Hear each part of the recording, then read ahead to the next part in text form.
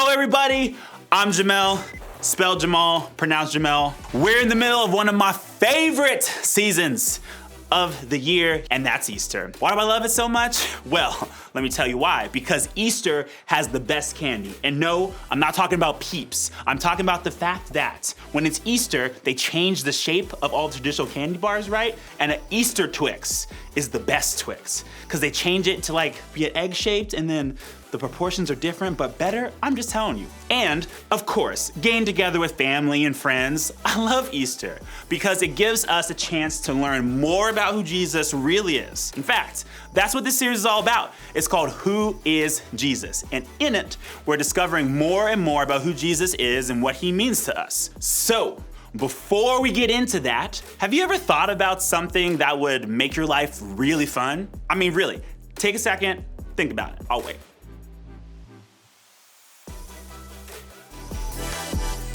Okay, I'm sure you thought of some really cool things, right? Like maybe hanging out with your favorite celebrity all day, or finding out there's an early release day from school. Yes. Whatever you thought about, it was probably something that would make you happier. It's something you thought that would be more fun. Basically, something that would make life better. That's kind of how we make decisions in our lives too. We choose the thing that would make us happier. Should I play basketball or soccer? Should I audition for the play? Should I join that club after school? Should I hang out with my homies? Should I participate in groups at church? No matter what the decision is, it almost always comes back to the same question. Does this make my life better or worse? And it's a great question. Since you and I have only one life, it makes sense that we would want to get the most out of it. It makes sense that we would want everything we do to make us happier or be exciting or be good for us. We want to choose things that will make our lives better. And for most of us, we approach church and faith in the same exact way. Is it going to be any fun? Will I be happier? Will it make my life better? Maybe we don't ask those questions out loud, but we probably thought them a time or two. And honestly, I understand why. People talk about having faith in God or following Jesus like it makes your life way better. They use words like life-changing or mind-blowing. Even around here, we say that knowing Jesus changes everything. Maybe you've heard someone tell their story of how they started following Jesus and their life changed in a really good way. Or maybe you have a story like that in your own life. And yes, stories like that are great. But maybe, like me, you found yourself wondering, is that really possible? How can following a guy who lived 2,000 years ago change that much about my life? How can a religion with so many rules make my life any more fun or more enjoyable? Does faith in God really make your life better? If you're asking questions like these, I want you to know they're not bad or wrong. In fact, it's okay to ask. After all, we can't find these answers if we don't ask the questions. That's why we want you to ask, because we believe that following Jesus can change your life for the better, and we want you to know and experience that too. So, to get some idea of what all this faith stuff really can do for our lives, I want to look back to a time when Jesus was alive on earth. What's cool is that Jesus' followers wrote down what they heard Jesus say and what they experienced during his life and ministry. So now, when we wonder what Jesus is like, we can look to their records of his life to find our answers. In his teaching, Jesus often used illustrations or examples that were a part of everyday life at the time. And one of those illustrations was about sheep and their shepherd. It was a concept that everybody in that culture understood. People saw shepherds taking care of their sheep all the time back then. So they knew that it was a shepherd's job to make sure that the sheep were safe. As he was using this illustration, Jesus referred to himself as the good shepherd. Who are his sheep? We are. And according to Jesus, that means he takes care of us, feeds us, helps us rest in safety. It was a nice little word picture he had going on there. Then, right in the middle of his teaching, Jesus made a huge statement. The thief comes only to steal and kill and destroy. I don't know about you, but for me, that feels like a very random term. We were just talking about sheep, and now you're telling me this terrible news about a thief? What is happening here? Well, back then, thieves were a problem. I mean, thieves are still a problem now, but even more so back then, thieves were a problem. It was a real thing that someone might steal or hurt a shepherd's sheep. But again, Jesus was talking about himself as the good shepherd here. And remember, we, his followers, are his sheep. So how is a thief even part of the conversation? Well, let's look at how Jesus continued. The thief comes only to steal and kill and destroy. I have come that. Here, Jesus was making a very important point. He was showing us the difference between himself and the thief. He's saying that this is why a thief shows up, to steal, to kill, to destroy. But I'm going to tell you why I show up. Honestly here, I think Jesus knew he needed to say this because so often we don't see Jesus as the good shepherd. Instead, we're tempted to see him more as the thief. And this is real talk, y'all. This is I'm keeping it 100 with you. When I was in college, I was doing what I felt like was following Jesus and what God wanted me to do, which was actually volunteering in my local youth group. And so I was a youth leader, and it's my first year being a youth leader, and we had this really big retreat coming up. I loved youth leading, but I also loved music. So my two favorite bands, not one of my favorite bands, but two of my favorite bands were coming together to my city on the same exact weekend as the youth retreat. I had a decision to make. I had to decide to myself, am I gonna go on this youth retreat as this youth leader and have this experience, or am I gonna go to this concert that I really wanna go to and have this experience? And I decided to go on the retreat and have that experience. But I definitely said some prayers to God where I was like, God, why though? I feel like if I just wasn't following you, I wouldn't have this issue. I wouldn't be missing out on this kind of fun. I felt like I was missing out on something because I was following Jesus. Because we think Jesus is all about stealing our fun, right?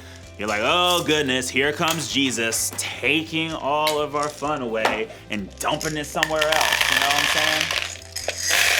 There goes my fun. And we think that Jesus will kill all of our relationships, right?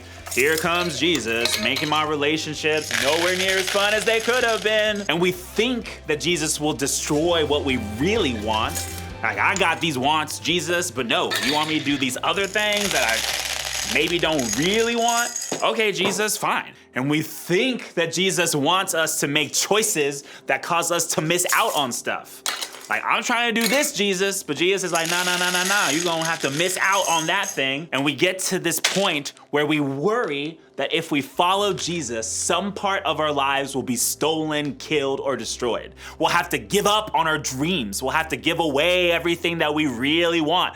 We're going to miss out on friends or dating people or doing things that we think are fun. We're going to have to live boring lives. The point is, when it comes to Jesus, we're all tempted to think that he wants to take something away from us. And that's why I think Jesus brought this up. He knew his followers might feel this way. He knew that they'd think something about him that wasn't true. So he wanted to make sure his people were crystal clear about who he is and why he came to them. And that's why he finished with this. I have come that they may have life and have it to the full. In other words, Jesus was saying, I didn't come to take away your life. That's what a thief does. And I ain't no thief. I have come to make sure you have life. And not just any life, but life to the full. Jesus' goal isn't for us to have less of a life. He wants to give us more life, a better life, a full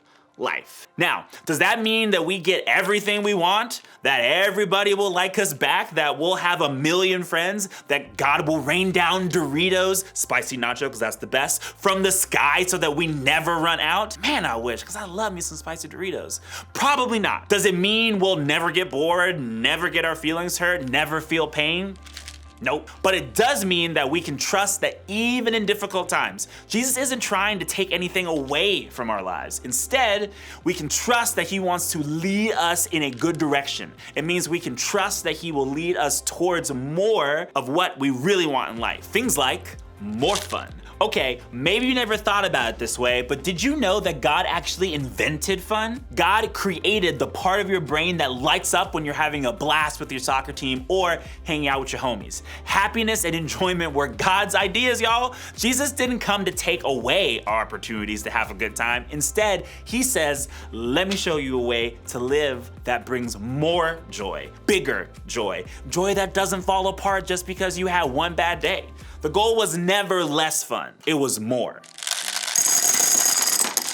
Better relationships. The truth is, we all want solid, real friendships. Following Jesus can make you better at finding those kind of friends and being that kind of friend. But that's not all, y'all. The same is true for your family and even your dating relationships. Jesus wants you to find more of the right kind of people and have better relationships.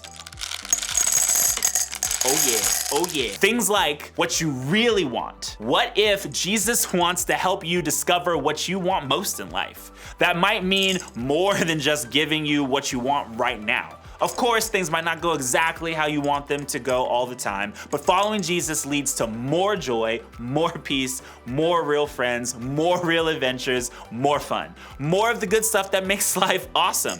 Who doesn't want that? Things like wise choices. This is a big one because choices can be really hard to make.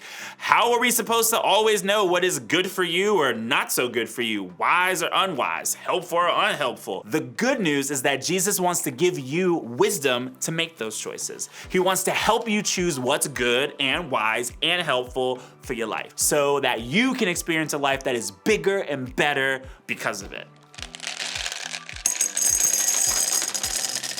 I think that's what Jesus was getting at in his message. He didn't come to steal or kill or destroy any part of our lives. He came to help us have real life. In other words, following Jesus won't make your life lesser. In fact, because of Jesus, we can have life to the full. So how does this work? How do you find the more, better, fuller life that Jesus offers? For some of you, I think the first step is to say yes to Jesus for the very first time. Maybe you've always thought that Jesus is angry or boring or that following him meant living a miserable life. Today, I'd like you to consider this question. What if that just isn't true? What would it look like for you to say yes to the one person who can change your life for the better? For others of us, maybe we've already said yes to a relationship with Jesus, but we haven't experienced the life he describes. So maybe it's time for us to say yes to the things that Jesus says yes to. So much of what Jesus leads us to do will actually make our lives better. When we make good choices or decide to serve someone else or we spend time getting to know more about Jesus, we do that because it makes things better for us and for others. There are a million ways to experience this, but let's start with just one. What if this week you just said yes to serve someone? Serving someone else can make their lives so much better, but it can actually make our lives better and happier and richer as well. Serving isn't something that a serious, no fun God would ask you to do. It's something that makes everyone's lives better, including yours. So, what's one way that you could help someone else? Volunteer to work with the little kids? They'll love you. Volunteer to help an elementary schooler with their homework? You'll be their hero. Volunteer to work with the elderly at a senior home? They'll be so happy that you're there. Volunteering for a missions trip? You may get to combine all these other things with a huge adventure. You'll be helping meet a need and potentially changing someone's life for the better. Can you imagine feeling less joy after doing something like that?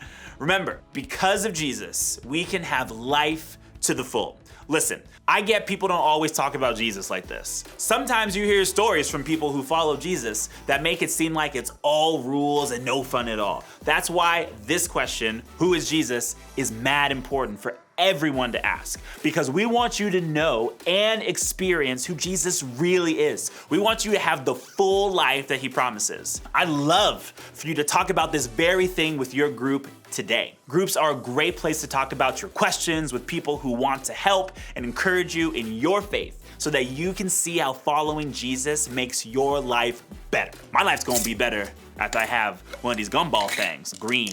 Favorite color, like it's flavored green. It's not, it's just color green, you know what I'm saying.